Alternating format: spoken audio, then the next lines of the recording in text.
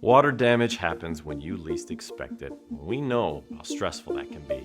Don't worry, 911 Restoration is here to help. So let me tell you what to expect during the remediation process. First step is assessment.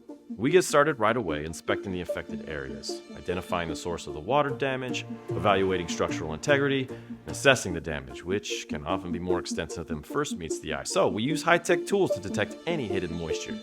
Then comes mitigation. Our team will remove damaged materials if necessary, preventing further deterioration and safeguarding structural integrity.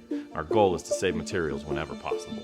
The next stage is drying and dehumidifying, utilizing state-of-the-art drying techniques to ensure every inch of your property is dry. Before we wrap up, our experts conduct a final inspection to ensure that your property is fully mitigated, free of water, moisture, and mold, and secured from the original source of water incursion. We know how frustrating water damage can be. That's why the people at 911 Restoration work to provide communication that's as good as our restoration. Every step of the way, we make sure both you and your insurance company know how it's going, what's happening next, and when you can plan on things being back to normal so you can get a fresh start.